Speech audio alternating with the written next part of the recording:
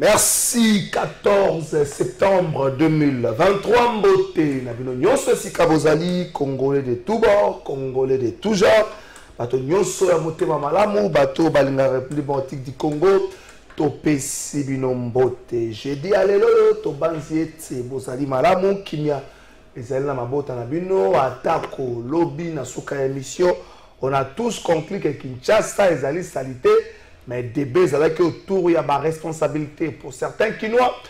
Ma cousine, Bazali Bato Bosoto, pour na Bato Moussou peuple, ne Bazali Bato Bosoto, par Moussou Balobi, Tezana peuple, na cousine Bazali Bato Bosoto. Yango toza ko bika na Bosoto wana to continuer Malika Mbango atana moi 5 minutes na ba invité na biso mukola leo toye bana Kinshasa nani ndazali à la base ya Bosoto tozali na yango ebongo kuluna. Nani ndia sali à la base na yango tokolobela yango mwa ndambo na émission na biso ya mokolo ya lelo liboso na baba yango weze ya ba suite na Wileri et pour ça nti moke na kambo akalo fungula de part et d'autre mai tondi lelo bato mususu kwa ba bima liboso banda kuna bango ezali te po mai tondi mbula nanu betite problème la curage abakanipo ezali ko s'imposer na sima ya koswana entre Gentini Ngobila Godem Poina Chekoko Mulumba eloko nini ba memeli ba Kinois to lekisi vacances mobima bango ba spectacle na bango ya koswana baswana kama kasi ba sepelaka na koswana na bango pendant toute la période de vacances Gentini Ngobila Godem Poina Chekoko Mulumba basali mosala moko ya koswana baswani basali ba Kinois nini ba Kinois bato boko ya na biso na émission na biso ya moko lelo baswani makasi ba bundani Bakinois kaka tika na bino Francibe ya pesanga lokasa oyo baza ko benga ngo mpaku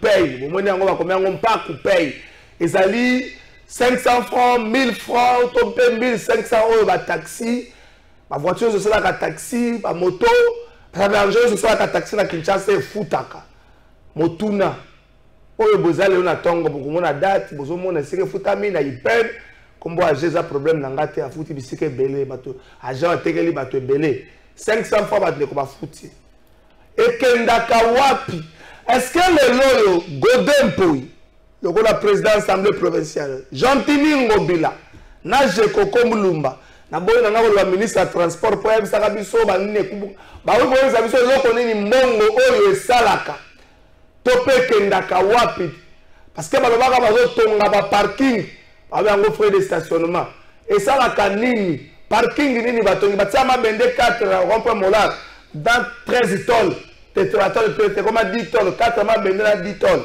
na limité batia 4 mabende na 7 tonnes et loko nini mbongo salaka donc mona ndeko moko ndeko wana juste comme une Justin Samba akovana na bureau na yako kolobela gouverneur te mbongo libota gouverneur te mbongo libota gouverneur te mbongo libota Godem Poina likopota Chekoko mbongo ekendaka wapi tozana posa toye besika nini mbongo ekendaka tobuki mobeko te tosali lisumu te tozotuna kaka mbongo ekendaka wapi tose andeko Kipalamoto azali suspendu comme assistant azaka assistant ya premier mandat na ngambo ya Ista ba suspendre ye baza ko accuser na ye activisme politique depuis un certain temps et puis azaka ba extrait ba vidéo na yiwana atiaka ngo na groupe ya bana ya Mushetu baza Francibe ya photo pesalit baza ko accuser ki aza oluka ko pousser bandeko na ba groupe scientifique basaka ba débat politique aza ko orienter bango na ndenge moko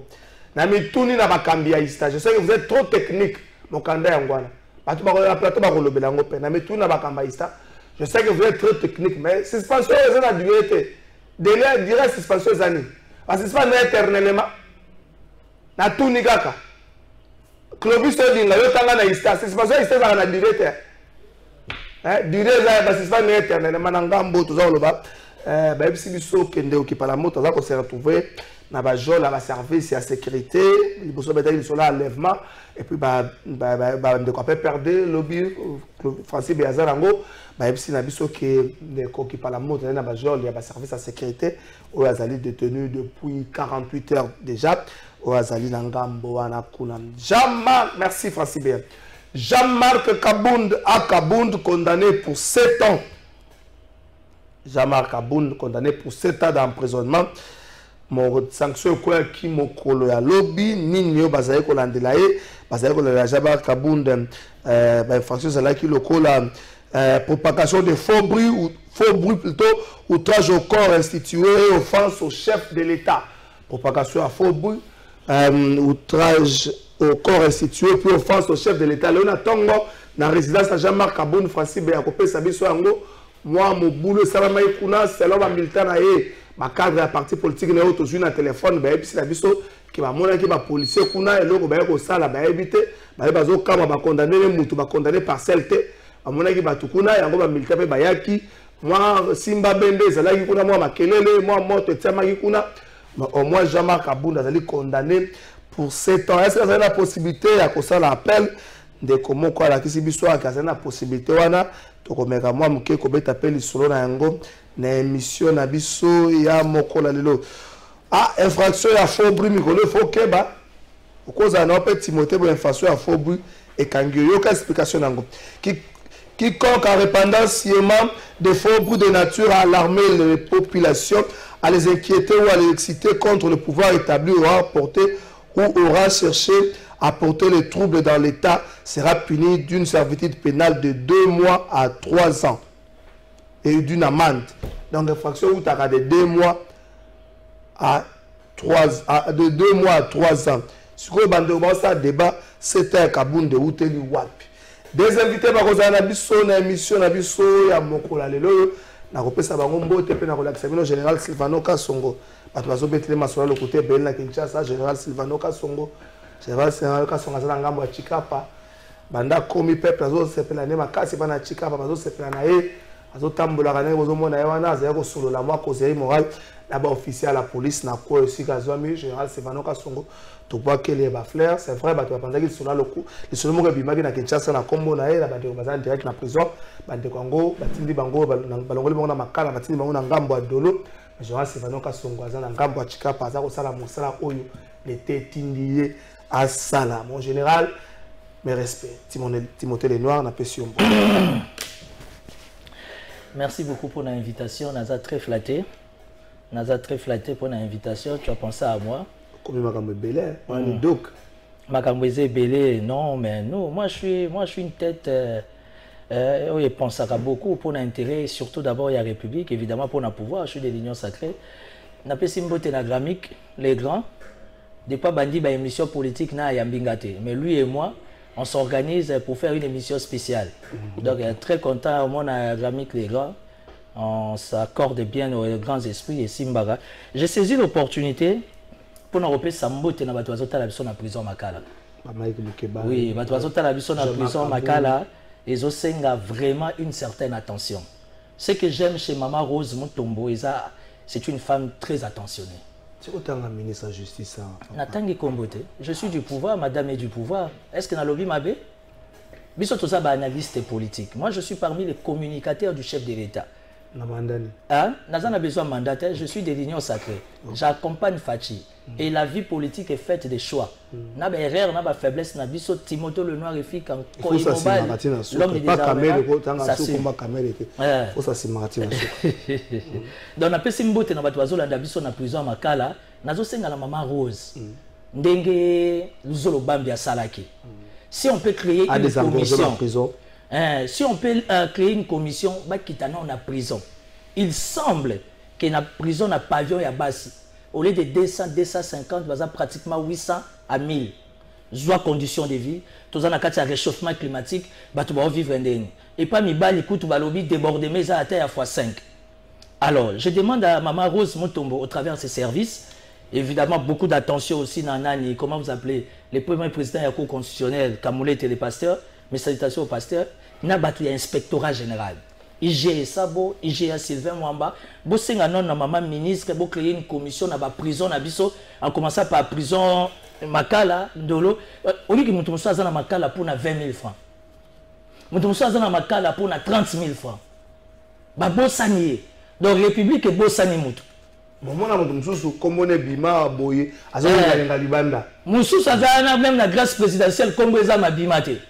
Musu azana po zaki na problème na moi. Oui ba konga za libanda. Oh ya zaki na problème na moi si ya juge moko, moi si ya magistrat moko, ba sambisi ete do bazui ka map. Donc nde bazo zo na nzela. Autotika ba na classe na embouteillage, boum bazui mbamo makala. Moi je suis du pouvoir. Et la force de notre pouvoir, de notre sacré, c'est l'autocritique. Nabi que Grammy a bête biloko à ma casse. Ma coûte un peu la résistance. Donc bref, qu'à la fin, pourquoi je saisis cette opportunité? Parce que ton émission est très suivie. Audience c'est ça ma casse. Bazo la dabi son a prison makala. Donc na sengi na maman Rose Mutombo avec tous les respects je m'incline. Madame en urgence créer commission. Batuming baza na prison makala. Baza oublié sans parler na ba Luzumbu, na ba province, ti na ba Goma wana, na ba province Nyonso Maniema partout. Les gens sont complètement oubliés na ba prison pour magistrat za na tante. Loko la famille les en bon appelé sa magistrat et juge te allez mutazo pourrir kaka na makala et pourtant ça a ba grande responsabilité libo tes autres là.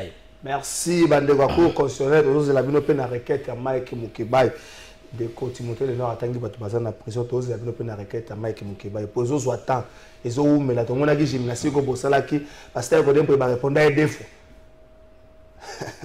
Après on continue madame Kinshasa bato balinga boto na roza appel monga 50 minutes après émission parce que expliquer nga ndenge na za ignora ya makambo mususu Kinshasa za bien Kamik le grand na pesi mbote. Mbote mingi trésor kalafa imbote na balandinyo so ya Congo Web mbote pe na président Timothée Lenoir na sepeli tango ebisana tozana na sepeli makasi parce que je tenais à les féliciter. Ça je n'ai posté vidéo ne moko à salaki pour nous dénoncer ce qui se passe au niveau du parquet.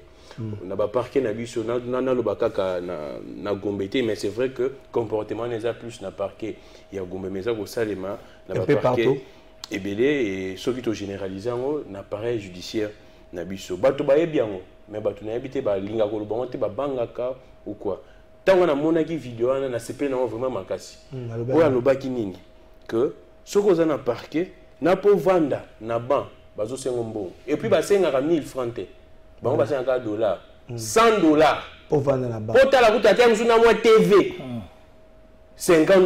Il faut foutre à 10 000 francs. Exactement. Il faut payer ça 5 000 francs.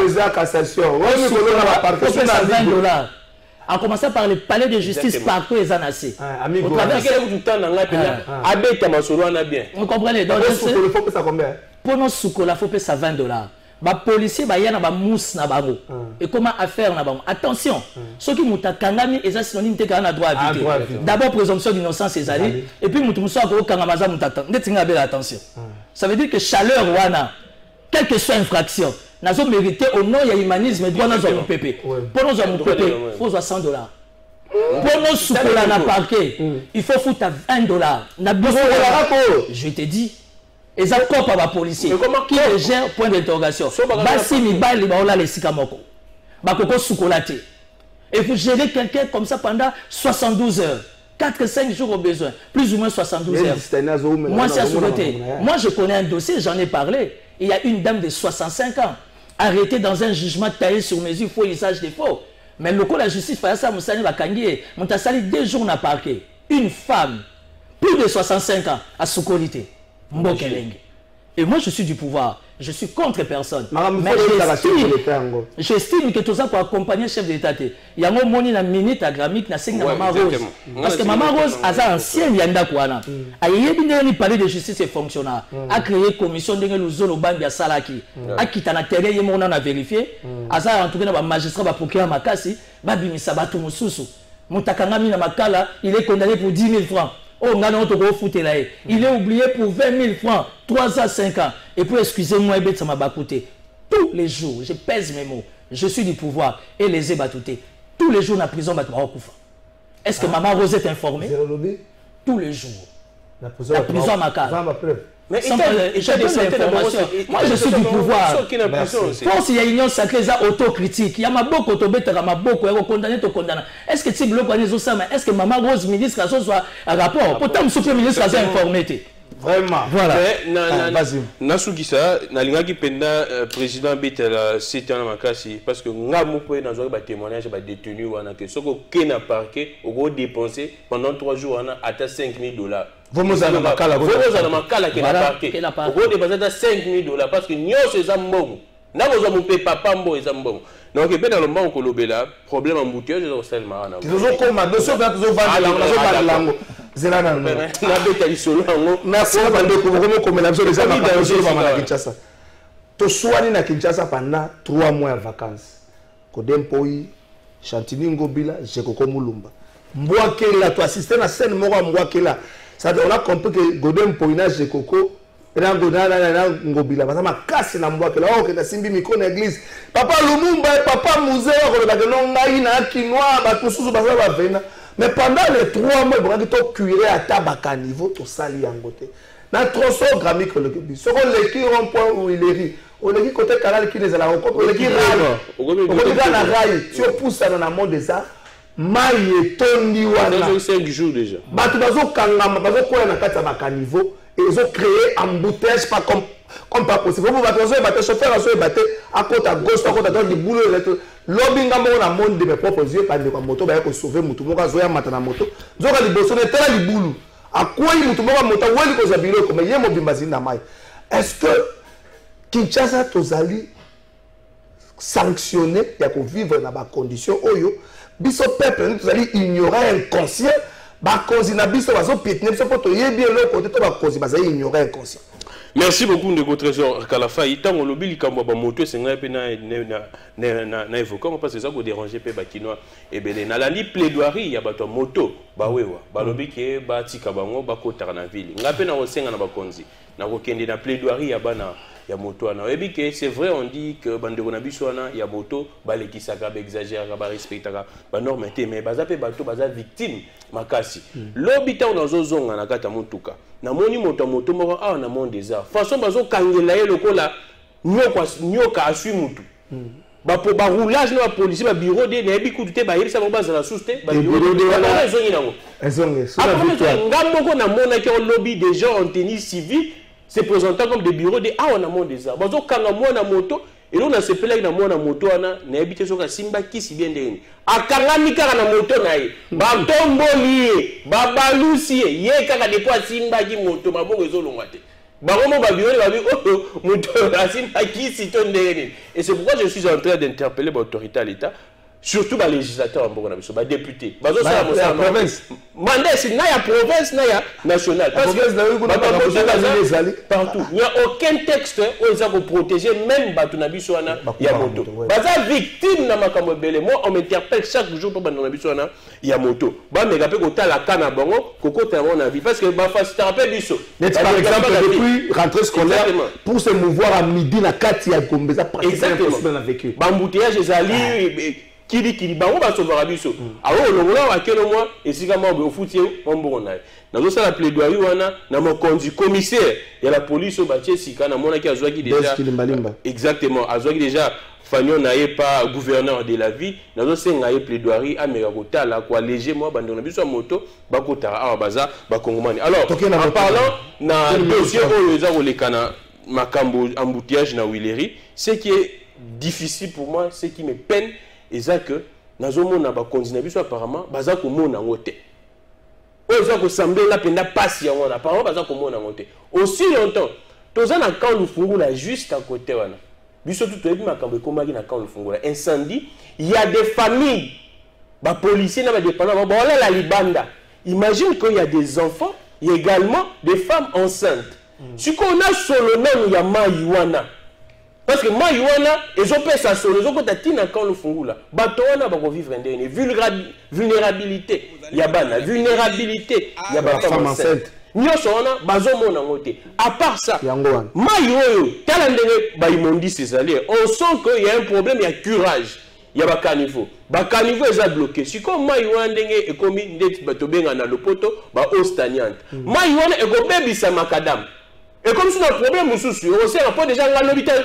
Je sens déjà que Makadam est comme dans ma boule. Et comme Maboulou, si Maboulou wana, on sait sur l'état de Misambongo pour que Babongisa, Maboulou wana. On va considérer biso, bazota la montée. Embouteillage wana, et ça pour ça que Badoua comme on a mon sala, na retard. Retard, on les a manque à gagner pour la société. À part ça, il y a des gens qui vendent là-bas. Tala Badouate Kakawana. Opération de job. Tala de l'économie. En plein centre-ville. Et ça, c'est quelque chose qui est dans le coin du pays reculé, dans le centre-ville. Bande on a été dans le marché à l'Ufungula. Moi, je vais te dire bien, exact. Manque à gagner, je suppose, dans ma famille, oh, les bazans ont un chômage, mais ça les a été, bah, tu peux passer si ma place, mon salaire les a été, bah, le mina hôtel à table dessus, n'a pas hôtel à table comme on a, si quoi, moi, il y a tant de gens qui ont empêché Bandeko, bah, t'es qu'à moi, bah, tu vas atteindre, bah, client va atteindre si kana, exact. Mais on ne sent pas la présence. Comment la tête descente, atteint un ministre provincial, moko. Mais il y a des gens qui ont des infrastructures dans la province. C'est vrai que c'est lui le patron de la ville, mais il y a également des ministres. Les ministres provinciaux, exactement, dans le secteur, il y a infrastructure, il y a environnement. Commissaire à il y a environnement. Namoni est dans le terrain. Commissaire à la ville à Kinshasa, il y a environnement. Akitite. Attaque au tal, attaque constat. Ça comme ça gouverneur monté à Makas. Gouverneur, un montant de la un paiement, un mot de foot pour la maison. La ministre de Kinshasa, un bon gouverneur. Gouverneur Touro, Benda Bango. Benda Bango, après l'élection. Benda Bango. Le problème avec les faux, Ngobila Kita. C'est le ministre qui doit descendre normalement. Mais Bazate. Merci. Timothée Lenoir, au moins une situation à Kinshasa, à 2 mètres à Congo Web. Est-ce que puisque les peuples sont allés inconscients, tu as vu que vous allez exigeanter. Nous rappelons encore Félix Tshisekedi lors à prise de pouvoir, le président de l'Union africaine, à l'Obaka, à Zokama peuple africain, qui bet la raba Kozima Boko, qui bet la raba Kabila Boko, qui est allé Nanzala, Zangignon, Soko, il y a pas si qu'on a la passe, n'a aucun, ça passe un peuple en Zobet Kanabo. Maintenant, le gouverneur a dit, même à maman, on va te cater, on va te belengo, mais on va te cater. Est-ce que tout ça, vous allez la minute où la porte pour la mission d'esclavagisme, il faut moi me peser sur. Bon, je vais répondre à ta question, mais permettre un gars pour moi de donner les ébélés, n'a fait la parenthèse. Il y a un problème de succession, il y a famille, il y a bisso efficace. Je suis congolais. Et puis, il y a succession efficace, pour ton information, moi personnellement, je n'ai pas de succession à la famille. Parce que nous avons des djihadistes, bagarreurs, kamikazes, mercenaires politiques, nous avons déjà atteindre déjà objectif à vie. Mais il est du devoir de ma mère, au nom, étant une femme mariée, coutumièrement, civilement, l'État est à l'Andelamu. Avenue Mont des Arts numéro 8B. Naye ko senga na excellence Molendo Sakombi. Excellence Molendo Sakombi. Naye ko senga na conservateur à Lingwala. Na sengi na CDC à Lingwala, bourgmestre à Lingwala. Lupango ya Mont des Arts numéro 8B. Oya kote kango italien. Ba arme non conventionnelle de Bima. Kadhafi a sait quoi? Saddam Hussein a sait quoi? Je connais notre machine, la machine foncière, comme elle fonctionne. J'en appelle à la conscience de Molendo Sakombi. J'en appelle à conservateur à Lingwala. Vous payez message. Vous payez sa message à bourgmestre à Lingwala. L'avenue Modesa numéro 8B. Tout le monde sait que non. On est en Madame Lenoir et Fika Marie-Jeanne. Alors, j'ai été camarade, j'ai averti nous devant caméra. Parce que Congo Makambu Mingi pone et Yokama, il faut la régler devant caméra. Nous sommes pour les qui sont dans le cadre d'accord. Pour vous dire que vous avez la commission, Saddam Hussein a reçu quoi, Kadhafi a reçu quoi, vous avez des dommages collatéraux des beaux gérants. Ok. Par rapport à la question de Kinshasa, 3G, Godet, Gérard, Gentini. Godet, pour moi, je ne suis pas proche. On parle de la gestion, on parle pas. Moi, je suis analyste. On a force à des missions d'Etiayo, Bandeko Zulu, XYZ, à des missions de l'Amérique à Salah. C'est que dans tous les pays organisés, quand il y a des situations, on fait appel aux analystes. Malheureusement, la République démocratique du Congo, et ça, dans ma décision, je prends les risques devant caméra. À niveau, il y a CNS, ANER, présidence d'une manière générale. Avant, il faut benga analyste. Parce que l'analyste est aux atmosphère, il y a une opinion. Dans la température, il y a pouvoir, il y a opposition, il y a République Mobimba. Raison pour laquelle tu comprendras, sur le tel fonctionnement, il y a CIA, il y a DR, même il y a Mossad, meilleur service à sécurité au monde, il y a des juifs. Il faut toujours répondre à un analyste. Il faut tout canagrammique. Mais quel est son ancrage? Importance du point de vue audimat. Est-ce que na milite par rapport à l'infraction est-ce que ceux qui t'ont gagné, quelle sera la réaction de l'opinion? A-t-il réellement des ramifications à l'extérieur? Non. Et ça, c'est pas le travail à Mandouki. Ça, c'est le travail de la tête. Et nous, on a étudié ça. On est là pour réfléchir. Même Fachi, nous allons aux élections. Les chefs de l'État doivent consulter les analystes politiques. Température en Boka. Qu'est-ce qui se passe à Kinshasa étant capitale? Bilan analystes politiques. Tendance confondue. Pouvoir opposition. C'est ce que le protocole d'État, excusez-moi pour les termes, est incapable d'organiser autour du chef. Parce que chef, et ça je suis du pouvoir. Mais c'est la vérité. Et ça pouvoir nabiso. Chef de l'État, vous comprenez? Aujourd'hui, nous allons aller aux élections. Fayu la boya Gocha. Fayu le Yoana Bobosenga à Kota. Tout ça sont des analystes, il faut pas analyser. Fayu la Rokota. Bon, on va prendre ses peignes. Bon, maman Chata. Tout ça, une manière pour gérer l'opinion. Aujourd'hui, le conflit Godé, Gérard, Gentini, à qui profite? Toyebi Moutezo profiter naïe. Mais Moutouane, ils ont profité naïe, Mbokelengi. Mbokelengi. Soif. Tout le monde a le soif à s'enrichir en mabé. Tout le monde a la soif à s'enrichir en désordre. Aujourd'hui, Godin Poy, il est dans la gestion. Je suis un ancien de l'Assemblée provinciale de Kinshasa. Secrétaire a fait Daniel Botetti, paix à son âme, assistant à rapporteur, parsec à président Ecofin. Bissou a Tobandia en 2007. Je connais le fonctionnement à la ville. Kalafay, un gestionnaire mature. Ou encore un homme d'État mature. Parce qu'il y a une nuance à la République démocratique du Congo. On a plus de politiciens que des hommes d'État. Mon toi, c'est homme d'État. Au Bagui, c'est un homme mature. À se plaindre jamais devant caméra. Jamais. Ce n'est qu'un simple politicien qui se plaint. Oui, politicien, c'est les mature vues. C'est l'extravagance. Il faut pas monanga. Na lobaki, na salaki show, Kinshasa ni. Soko za gestionnaire, oza na kati ya populisme, oza na kati ya fanatisme, c'est qu'on a un mauvais gestionnaire. Aujourd'hui, parlons Kinshasa. Qu'est-ce qui bloque? Qu'est-ce qu'il faudra faire? Terrain favorable à l'Obéda. Hémicycle à l'Assemblée provinciale. Et ça, c'est que il y a les cas Betty costume, il y a Betty à couler rebelle pour dire que non, je suis contre, je suis. Et après, à quoi sert l'Assemblée provinciale? Vous savez, je vais te faire rire. J'ai parlé avec le gouverneur Gentini Ngobila avant-hier. Qu'est-ce qui se passe dans la ville à Kinshasa? La ville noire, nous avons mis cantine à Maï. Où ils ont plein dans la montagne. Dans la montagne, ils ont besoin de Maï. Il faut continuer comme maintenant, ou bien il faut la maquiller la batuna sima, ou bazo lukaba bendanga. Ngobila n'est pas parfait. Mais n'oubliez jamais, il faut que ça détaille une opinion. 70 à 80%.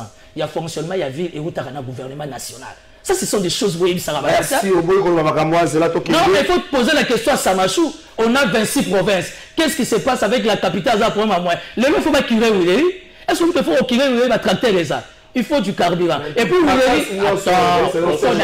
pour ton information, où il y a un comptabilité, où il y a un compte gouvernement national. Grammy qui est là? Oui, mais alors, tu peux où le problème de Ngobila? Mais attends, toi qui es malembé. En fait, c'est la chose à la nous sommes sur la plateau, nous sommes conséquents dans les Kamomoko. Où il y a une responsabilité, à la sous tutelle, il y a gouvernement central. Pour les Kambotali, entretien à y. Mais où il y a se retrouver dans ma belle à Gentini Ngobila. Donc si elle croit que il faut saisir l'autorité à niveau central, que non, attendez, l'inspecteur n'a pas l'équipe, parce qu'il constate qu'il y a un ça ne va pas. Je ne suis pas porte-parole de Ngobila. Tout n'a jamais. Foné les arts. Zéla. Oui, les bâtonnets sur la salle à la Foné. Si vous avez une vie, on a un ministre différent, c'est ça. Merci. Mais Foné a ça. Merci. On espère que Ngobila a ça. Normalement, c'est ça. Tout ça, dans la ville à Kinshasa. Mais on doit se poser également des questions. Ngobila Salakiango ou bien Salakiango? On a des informations auprès de service. Ce qui est Salakiango, certainement, le gouvernement central, il faut décaisser Mbongo. Est-ce que le gouvernement central. Abimisi Mbongo. Est-ce que le gouvernement central a saisir Foner? Mais dès que le Foner, normalement, c'est dans ses prérogatives, à ça, entretien, il y a là. Et ça, c'est que l'autorité politique va saisir. Parce que mobiliser l'autorité politique administrative, soit Samalukonde. Le bas Foner, sur le but que non, Mbongo est zaté. Ça, c'est autre chose. Ça, c'est autre chose. Mbongo est zaté. Mais je pense que dans tout, et c'est vrai à la sérieux, on sent que les dirigeants sont ailleurs. Ndeko, président Alobi Makambouya bien, Alobi que bato foner wana so tali train de vie na bango. Et qui vous sous na ba mandataire mususu, et qui na ba ministre mususu. Mbongo wana e utaka wapi? Ezaka mbongo o fa yeba bongisela ba nzela ba sa entretien ma route, mbongo wana e bango ba komisa vie na bango. C'est ça le problème qui gangrène la RDC. Bato ba kanji de la caisse ya l'état eza poche na bango. Qu'est-ce que l'État est l'Assemblée provinciale de Kinshasa? C'est ça le problème sur quoi les années. Et c'est les parlementaires qui interpellé par Cambia Foner. Eric Bokula va interpeller. En fait, Foner c'est au niveau national. Foner interpellé par le Parlement, l'Assemblée nationale. L'Assemblée nationale, c'est vrai que Baza n'a vacances. Mais est-ce que va interpeller jusqu'à présent, je ne vois aucun député s'exprimer là-dessus. Je ne vois aucun député. Mais en tant que journaliste, c'est ce que je pourrais dire également, parce que moi, je me suis entretenu avec ma population avant de Nzingandia. C'est là que non, mon service à l'État et si depuis moi, il y a des bandits. N'ayez pas ceux qui constatent ça qui ont des mais selon l'information que moi je détiens, nous avons un service à l'État et ou en athée. Tu as dit que bazon posé là. Quand tu as ce ton dans la maille ou comment? Quand nous faisons la sous-zinda.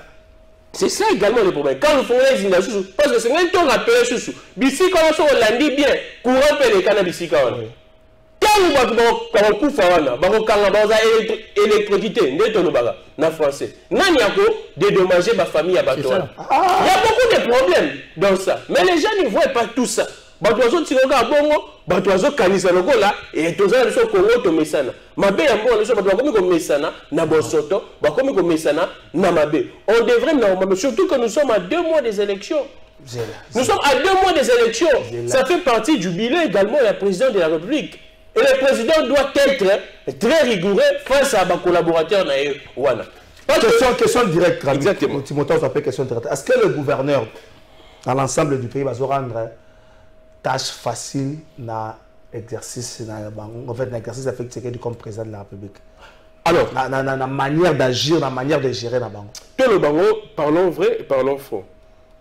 Président soulevé et le comment sous Malonga, alors que mbongo ebele o esengeli villa salela et utaka na niveau central.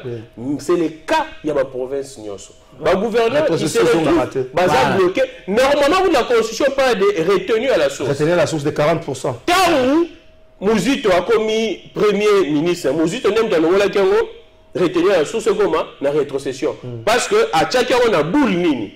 Que la province Moussoussou, contribuer à la province Moussoussou. Par exemple, il y a Grand Katanga. La province Moussoussou. Il y a Bandou. Grand Katanga, ils ont généré un bon ébélé. Ce bon, c'est la retenue la source aux ébélés. Mais la province a recette des amoqués, donc équilibre. Normalement, il y a ce qu'on appelle caisse de péréquation. Et cette caisse n'existe pas. Caisse soit là, on sait pour ça là, et ça là, équilibre. Caisse soit là et fonctionnalité. Et c'est pourquoi, comment la rétrocession. Mais rétrocession, et ça, les magas, pendate. Tous les gouverneurs pleurent dans Makambouana. Et je pense, et comme on n'a pas mon Konzamboka, parce qu'il y a des conférences de gouverneurs, je ne sais pas. Également, et c'est le tout épinglé pour Moto, la gérera comme gouverneur, c'est le VPN de l'intérieur. Qu'est-ce que le VPN de l'intérieur na plaidoirie wana amema wana conseil de ministre parce que moteur azana sous tutelle géré ma province c'est le VPN de l'intérieur na niveau il y a gouvernement central. Est-ce que le VPN de l'intérieur parle de ces problèmes de cette problématique na niveau du conseil des ministres qui ma province et zo za mbongo mbongo so bazumi o bati na gouvernement central mais bazo zo c'est la volonté gouvernement central Angoli gouvernement central atali makambu na ye d'autres personnes en bénéficient mais de ça gobeta li solo et c'est tout ça la banalisme est tellement très froide et puis banalisme est objectif problème. Il y a développement et des problèmes liés à mbongo, à ressources. Seulement, on peut se mentir, c'est vrai qu'on pourrait dire la responsabilité en termes de démission. Parce que les Congolais n'ont pas cette culture-là. Il y a une démission. Si on dit que mbongo est athée, on peut démissionner. Merci, Gramik, les grands Timothée, les Noirs, même, tout n'a pas nayo. Est-ce que le gouverneur va aider Félix Tshisekedi? Parce que ce qui va à table, mon rétrocession est zoyaté. Sous l'impulsion du chef de l'État. Sous l'impulsion du chef de l'État, ils allaient dans un projet, tous une réalisation. Justement, je saisis l'opportunité pour nous répondre à la question. Quand on parle de sous l'impulsion du chef de l'État, l'élo, Grammic vient de soulever un point parlant du développement. Or, pour parler du développement, il faut tous analyser le levier économique. Les leviers économiques. Sans levier économique, sans levier économique, c'est compliqué. Les leviers économiques, sous l'impulsion visuelle chef de l'État, ils ont ANADEC. Agence nationale du développement pour l'entrepreneuriat congolais. Les lots ANADEC, où il y a des sources. Il y a des ALDEC. Où il y a des sources comme étant levier économique. ANADEC, où le chef de l'État lobby que non, il faut qu'on aide les entrepreneurs, leur donner les moyens de bord. Parce que quand tu vas partout dans le monde, Japon, Chine, Afrique du Sud, Dubaï, et là, stabiliser l'économie, c'est l'entrepreneuriat. Les plateaux de vérité, il faut dire devant la caméra, c'est une société. Ils ont une émission de c'est ça l'entrepreneuriat. Grammic, Azana site, Azana 2, 3, 4 jeunes. Moi, c'est ça l'important de l'ANADEC. Et il faut faire comprendre à la jeunesse que non, il y a bien une agence, il y a un entrepreneuriat où il y a ANADEC. Mais l'ANADEC bénéficie, sous l'impulsion du chef de l'État, il y a une maison de l'entrepreneuriat dans la première rue. Dans la minute, on va dévier en là. Donc, il y a tout ça, grève Ezalia, personnel ANADEC, qui est première rue. Pour Bayeba, ANADEC, une maison de l'entrepreneuriat, où ils allaient sous la vision du chef de l'État, n'a pas dévié. Or, comme le chef de l'État tient beaucoup à l'entrepreneuriat et qu'il a nommé par ordonnance présidentielle après pratiquement 20 ans, DG Godefroy Kizaba, ça veut dire, Lélo, moi je demande au chef de l'État, ANADEC fait le sous-tutelle la PME. Pour Nango, la vision du chef de l'État, j'estime que l'ANADEC doit dépendre directement de la présidence. Parce qu'il y a un objectif à chef de l'État, l'entrepreneuriat est s'imposer et que les entrepreneurs se mettent à l'aise de pouvoir résoudre marche à climat des affaires. Voilà. Concernant ancien président du Sénat, Alexis Tambomambaza, on brandisait plus le côté obscur na bango, mais côté à bongo. Alexis Tambomambaza, beaucoup ça la bagé. Mingi baganga so bovane sika monete na plateau ba robimso mu pepe. Vone bena bozo boza na émission même nguma pe émission. Alexis Tambomambaza baza ma yele na niveau mongo ça la bagé. Le professeur Gary Sakata, non, mais trésor qu'à la fin, nous avons des hommes qui sont intelligents dans ces pays. Nous avons des hommes valeureux. C'est un grand constitutionnaliste. Tu sais qu'il a démissionné à l'époque de Kabila. Le professeur Jean-Louis Sambo, le professeur Baniakou, sont des valeureux dans le appareil judiciaire. Si les lois ont payé sa cour, si les lois ont comme un livre, mais l'État a la banque à Wembo Keleng. L'habitant Barolia pas ou Bakoufi, allez ba témoigner j'ai yébélé. Ça veut dire, au niveau il y a Samachou, Samaker, Samalov. Samaloukonde il est quand même entouré à Bagourou. Jean-Pierre Bemba malgré Makambo comme yébélé na Moutou, mais t'en fais pas. Jean-Pierre Bemba a bongo comme ça à jeter. Sauf que les papiers n'a plus qu'il faut ça là. T'es comme ça à jeter. Biso toi analyste toi na maîtrise en beaucoup. Jean-Pierre Bemba sauf que les papiers n'a plus qu'il faut ça na bapanzi. Azana vitesse sa raisonnement juif à ça. Bemba na bomonara. Oye Lissoussou malgré tout ce qu'il a connu. Même Vital Kamerhe. Non, c'est ça a jeté. Malgré tout ce qu'il a connu. Malgré tout ce qu'il a connu. Les lots sont tali au continent d'information, lundi na RTN, au continent internet. Au tali ba débat ya Vital Kamerhe, na FMI, na Banque mondiale, côté Bojaza budget, côté Nicolas Kazadiaza finance. Tu sens que dans ces pays, bah tout est ça là. Mais qu'est-ce qui fait qu'on avance de 3 pas, on recule de 10 pas, nous les pouvoirs, à 2 pas des élections? Parce que le chef de l'État va parler de la République. Évidemment, pas seulement Kinshasa. Surtout que ceux qui Kinshasa, tous amis, il faut l'aider. Est-ce que Fournier pour Kitata Lansela? Il faut Ngobila Loba. Nous avons le projet Kinshasa Zéro Trou. Ce n'est pas la ville de Kinshasa. C'est Samalov avec son gouvernement. Samalouken. Mais où en sommes-nous? Gisaro, il parle bien. Ministre national et infrastructure. Un beau gosse qui parle très bien. Mais où en sommes-nous? À décoller dans Kinshasa Zéro Trou, tu comme il y a pas des élections, il n'y a pas l'embi na Yozage. Mbokeleng. Où allons-nous? Aujourd'hui, nous devons apprendre à reconnaître que politiquement, dans chaque situation, il y a des responsabilités. Moutamoutaza n'a pas parlé. Bourgmestre Aline Gualazad. Tout solo là. Bourgmestre Aline Gualazad. Ne fût-ce qu'un cadre d'accueillage. Si je me trompe en France, dans l'école d'administration, la politique, dans son vrai sens, c'est la politique. Et Bandarana municipalité. Exactement. Mais biso Moutaouti municipalité, c'est à booster le national. À booster le oui. Pas de repères. Nga dans un domaine, un dossier, nous sommes au fond, Grammic. Au fond, que Luka prof Njoli. Au fond, que Luka constitutionnaliste et Sam. Au fond, que Luka Boé. C'est ça être un homme scientifique intelligent. Donc, ce qui se passe à Kinshasa, aujourd'hui, le service et Zolandabiso va comprendre qu'on n'est pas là pour accompagner Fachi. On est là pour accompagner la République. Alors, pour accompagner la République, il faut qu'il y ait le principe de la complémentarité. Quand il y a des situations où on est expert, solo là. Où est la communication de la présidence? Sinon, c'est Tolo. Il y a très suivi. C'est la communication de la présidence. Il y a un problème. La communication de la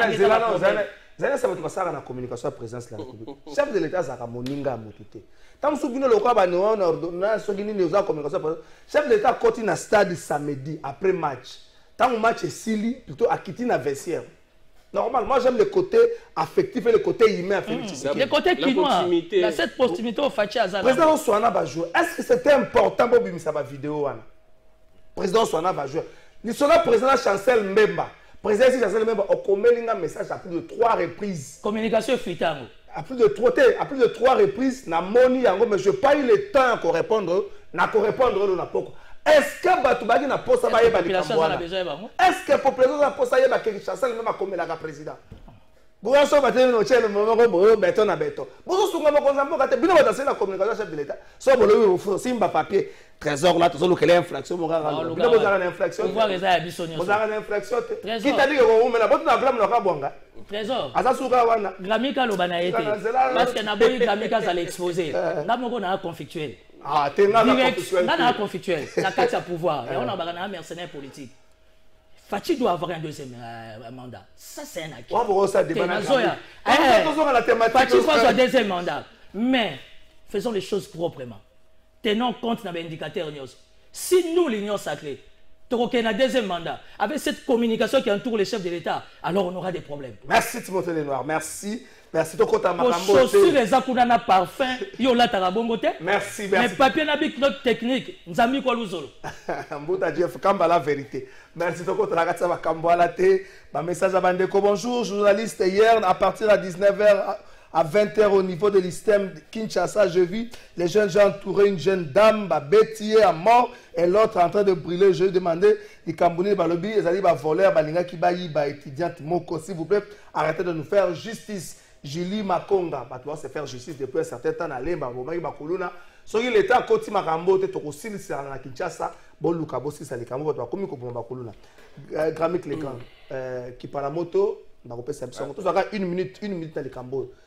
Suspendu, Naïsta, c'est cas à la assistant, grave, la suspension va relever de durée à suspension Internet. Est-ce que nous devons suspendre pour notre opinion politique? Il n'y a pas eu dans ces pays deux enseignants, deux professeurs au Bazagi contre point de vue à bateau, Bazo Kamba à un certain moment. Est-ce qu'il ne faut pas toujours dans suspension? C'est ça la dérive, même au pays, mon Konzambo Gaye, mon Kwaza, pour déplorer. On a un document. C'est vrai, Tobanda na révocation, il y a Liboso, il y a Ndeko, il y a CNSS. Tant on a une révocation, il y a PPRD, il y a CNSS. Na Monique, DG à CNSS a argumenté. Alors que R1 est à Moussala. Et informatique na Moussala. Là, on comprend, c'est normal. Et puis, atteindre ma disposition. Mais où est-ce qu'il la moto? Il fallait sur la révocation. Bon, selon le texte, les déjà vu que c'est un qui va révoquer. Le texte CNSS n'a pas monté. Mais du fait qu'à l'Obagi, il y a un argumentation. Mais où est-ce grave, il y a la moto? Tout le monde a un document, on va suspendre. C'est vrai parce que un document sans durée. Durée, motif parce qu'il passe dans des médias pour critiquer les présidents de la République. Quel est le lien? Quel est le rapport? Ce qui est la réunion qui parle la moto, dans le moment où on appelle ça cours à critiquer Mokonzamoka, ou soit dans le moment où on appelle ça cours à critiquer Mokonzamoka, comme ça politique, là, tu coquille qu'on le bakeno, et ça faute. Mais ceux qui parlent de ça en dehors de Kamunaye, il remplit très bien la charge horaire naïe. À quel moment ça court naïe? Pourquoi est-ce que suspendre qui parle la moto? Aussi longtemps qui parle la moto, a déjà saisi. Pas de service de sécurité. Et tu as bien sur la loi dit ceci, moi tu vas punir deux fois pour le même fait. Pour déjà qui parle entre les mains des services, à subir rigueur, il y a loi. C'est vrai que nous sommes en train également, il y a condamné la pratique qui a bon. Qui parle de adresse les inconnus, surtout qu'à assistant à ISTA. Et c'est un qui m'a invité. ben invité à se présenter, à présenter ma moyenne, il y a défense. Dans mon équipe correspondance, il y a CAGE, je pense, hier ou avant-hier, on a décrié mode opératoire. Il y a CAGE. Il y a service, exactement. Ah, ils ont dit.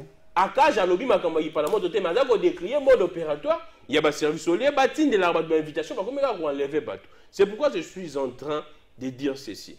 Moi, quand on dit il y a Ista, ou ya sali bongo ko kansate que le fait ya ko sala bongo eza ko sunga mokonza moko to ko sepelisa ko battre la poste non ba battre la poste bongo te mokonza moko ayemo ko ayebi ke ndenge ba sali boy eza dérive mokonza moko ayebi mokonza moko auti na ayebi ke ba flatter ayebi ke ba flatter ayebi yango mokonza moko ayebi yango batu ba kansate ke mokonza moko réflexe na opposition eza ici mokonza moko ayebi ke non tant que tozali na opposition makambo yo tozali côté ya milango so moto asali boye ane kaka flatteur ali mosala na ngate et je pense que esengeli mokonzi ya Ista oyo asali document wana azonga na raison matana azonga na raison total non non so eza doyen so eza nani nayebi si c'est le recteur je ne sais même pas esengeli azonga na raison moi je ne peux jamais namoni atie insiste mort na kati wana ono ba image oyo alobaki ba ko na groupe WhatsApp albi yete albi se retrouver dans le groupe WhatsApp ya Ista pour influencer les étudiants yo so lobi que ça se retrouve dans des groupes qui par la mode te mutu atie dans le groupe maintenant pourquoi est-ce que vous devriez suspendre moto c'est le directeur général.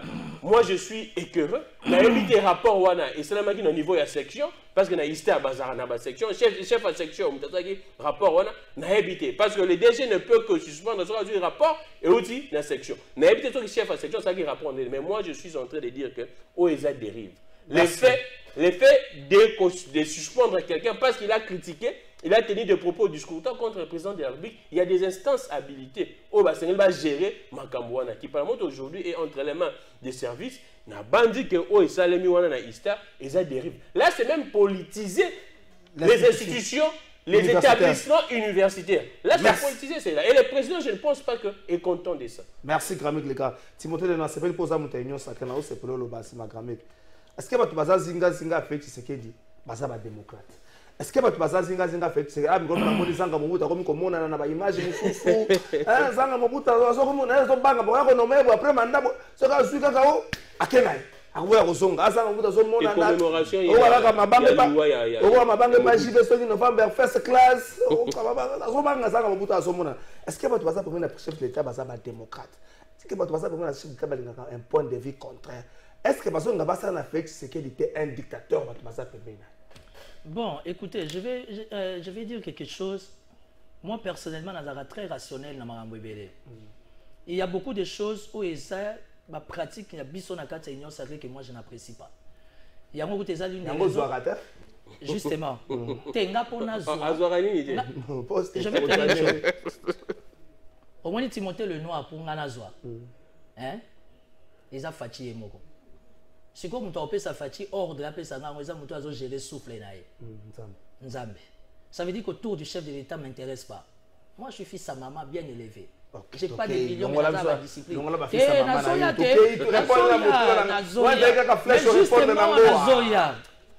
Batobaza entouré chef de l'État. Si tu veux la première ceinture, ils ont quel état d'esprit? Par-dessus tout, un état d'âme. Parce que Grammy qui vient de soulever un point très important. Beaucoup ça n'a été que fatigue, mais toi, ça toujours dans ma réflexe en opposition. Exactement. Et je vais te dire une vérité. Au moins, pour quand on a évité TV, pour n'a qu'aucune injustice. N'a rien au fond, on a bloqué les fonds à mater. Mais quand le président n'est pas d'accord. Ça, c'est une information vraie. Non, on ça. N'a mon fatigué. Mais je connais 3-4 au Bazarana président toute la journée. Je suis politique dans un cadre à pouvoir. Mais pour les besoins de la cause, il faut maturité, éthique, on a besoin que ça ait publicité. Mais quand vous mingi, et si on a fait ce siliki, il faut pas Kabila. Et si on a fait ce siliki, il faut ça musika. Alors ben ton batate logo te, mais il faut ça musika. Soit si vous m'entendez binga bonga zo tuntu kasiko zo silika. Énergie à dégager par rapport à Pouanae, par rapport à aura spirituelle à Zalango, à Osilike là. Au vu qu'on a un faut ça fièvre. On a autre bataille na biso na ngata nga politicien moko na bomeka moto. Voilà. Parce que Fachi en lui, c'est le premier pasteur République démocratique du Congo, c'est le premier chef coutumier. Dans ce cas-là, dans le Congo, jusqu'au Bilima, il y a plus de 80 000 personnes qui sont dans Zotonaï. Ce qu'on a bando tuntuka. Donc ça veut dire spirituellement, ils ont dégagé au pouvoir, au énergie, donc il faut zalapeka à mon esprit. Mais comme parce que niveau n'est pas supérieur. Donc je donne une information dans les médias, bandeko balandabiso va comprendre qu'au sein de l'union sacrée, l'union c'est ça la mara, le chef apprend. Ce n'est pas que le chef n'est pas informé. Le chef est quelqu'un où il y a les mieux informés. Mais ma pratique, monsieur Ezo Salama, chef Akolo va appeler moi. J'ai senti par rapport à rapport au Pessingaï, il déborde. Chercher une méthode, pour discipliner glamique. Mais tellement tu vas courir dans le terrain, excès des ailes et les caca, bah préférer babetayo, bah longolo bilamba, en attendant droit de l'homme à tali, botala batafachi. C'est pour ça tu vois qu'aujourd'hui les chefs de l'État ils se retrouvent dans une posture inconfortable vis-à-vis il y a la communauté internationale par rapport à la pratique il y a bateau manque à maîtriser ça, manque à contenance. Est-ce que Bato a fait c'est dictateur? Félix Sorti n'a jamais osé dictateur et bandanier. Mogoni papa tient Nazara dictateur. Oui, pourquoi Félix comme président? Parce que l'esprit du Feng c'est en lui. Papa. Mais il y a la parole la vérité. Peuple a voté. Tu as l'esprit peuple a mais quand si peuple a voté l'esprit papa. Tu as évité que le peuple c'est là tu wana kutotika biso distraction. Yo évité que le peuple tu as voté Fachi. C'est parce qu'il y avait un principe à redevabilité. Moli moi fin ces alagi, il fallait répondre à cet appel là. Et cet appel là fait que non Fachi soit là. Et le chef de l'État il reconnaît que en lui l'esprit du Feng c'est là. Donc éviter comme dictateur, à côté qu'elle n'a jamais comme dictateur. Tala est là qu'on va soulever en quelques secondes. Match et Syrie. Au tali proximité wana, chaleur wana. À côté bimane mba mogake. Mais par rapport à cette vague là, à Kiti quand même, azana collade na banani yo. So ça mon esprit faut comment? On comprend quelle est la vraie nature de la personne. Donc bah on va mon arafati tous les jours. Bazo kanisake. Bako commissaire dictateur yango moni bela longo le musala oyi bele balongo merci tiranga est-ce que bi ke bele balongo merci na tanga combattre à moko mboka elengi merci bazo na sebela na veille c'est que tu peux te vendre ka pour vitel caméra kenda bo azonga te malamo na poko na so si go vitel caméra tangami yo nani oyo leki caméra pa fachi po rater yo net to vendre ka journée mo bata c'est la communication na bo ndo te ba olongo pardon bata communication ana il faut ba longo la ba nyonso merci Timothée toi bonjour Trésor merci ndeko Timothée pour na makanisi na ye pour na mboka batu ya boye na union sacrée bazala ebelete bazala ke belete azalaka toujours honnête Diezola bonjour Trésor tout nande kolé noir boye est-ce que akozala kaka candidat député pour biso peuple toza prêt pour na aza candidat ndeko Sylvain aza candidat bonjour Trésor je suis Junior Manoka est-ce que moyen ezali otela biso pe lelo téléphone za kofunga matin ndeko Junior bonjour Trésor Kinshasa ezana ba problème belé mais ba responsable ya Kinshasa bazalaka wapi pona basunga population ya Kinshasa malgré ngobila azalaka na maloba pona godempo basunga binote basala longola molima kosunga bonjour Trésor soki ndeko yenyo secret zolo baba secret ya ndaku na bango bongo mutu ya libanda eza pasi pona régime oyo mais azolo ba pe ba vérité belé Gilles Tumbaka bonjour Trésor eza problème ya ba kinoa pe toza na charge ya kobongisa esika tozali po ezala na ndaku na biso et non ndaku ya ngobila merci na médecin bolimbisa ngai na ba message na bino gramique l'écran Jean-Marc Kaboun condamné pour 7 ans le na tongo ba ndeko ba militaire parti na ye ba kendaki ko sala makele liboso ndako na ye pona ko dénoncer cette condamnation ba lobi c'est trop ndeko moko azo expliquer wa kutu ba diffamation ba ni ezaka 6 mois à 12 mois ndenge ni yake na 7 ans c'était utu api na tangi pe en bandele émission même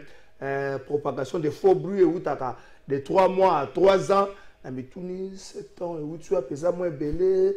Est-ce que ça a droit? Est-ce que ça a politique? Lecture de nos sali à condamnation. Jean-Marc Abunda, 7 ans de prison. Merci beaucoup. Trésor, nous avons mon angaï na likambo et l'obamia concernant Mampangwa. Ce qui se passe surtout na Gombe, na ba UPN kuna eza Gombe ma campagne Pigeon cité verte ma Mobutu. Exactement. Ba para ba za sous tété ka siko. Exactement. Le problème est que les politiciens en Mboka na biso ba nouveau riche. Motema mabele ki bango. Et comment bilanga na bango mapango tout ya Gombe à la plupart. Il y a un conflit. Parce qu'un politicien au Vanda, yeponaye tellement ayoka na kalake non ça ka mwana moke ba politicien ba vanda na Gombe, Gombe za quartier commune moko ya ba richissime ya ba riche, yepe voisin na mo eteni na Gombe. et à koluka salango de manière irrégulière na ko violer mon bec on a ko botola o la luka asomba dans les normes ceux qui ba tekeli yo c'est bon ceux ba tekeli yo te au vandi mais ya koluka abotolango et na kati wana ba autorité à l'état tellement bango moko baza impliqué dedans ba instrumentaliser ba juge ba manipuler ba magistrat et tout la plupart il y a appareil judiciaire la plupart des gens qui composent appareil judiciaire basé impliqué dans Makambouana et toujours la solution est à augmenter. C'est pourquoi nous sommes en train d'interpeller Bakambiamboka concernant le conflit parcellaire en Mboka. C'en est de trop. C'en est vraiment de trop. Ma famille est belle. L'équipe a dossier sur le niveau. Et l'équipe a dossier sur le niveau de la justice. C'en est de trop. Et puis, Magou est en affaires foncières. Exactement. Affaires foncières, on n'est pas conservateur. Et c'est là qui te bête là. Pas conservateur. Pas patron. Tu sais que les conservateurs, il y a des titres immobiliers. Je pèse mes mots. Ils vivent plus que des mandataires publics. Parce que la condition de vie, la mode de vie, les conservateurs. Le conservateur, il a comme cadeau, mais tout le monde. Pour le ministre, quand tu es conservateur, on y a déjà mis ça, bien 100 mètres. Imagine que bien 100 mètres dans le boulevard, ce n'est pas moins de 5 millions de dollars. Bien 100 mètres. Tu as 1000, 10 000 dollars, il y a 5 millions, c'est chimie. Donc toi, tu vas être maintenu, tu vas rester là, tu es mieux placé pour faire ce travail-là. Bien 100 mètres. C'est ça les applications en RDC.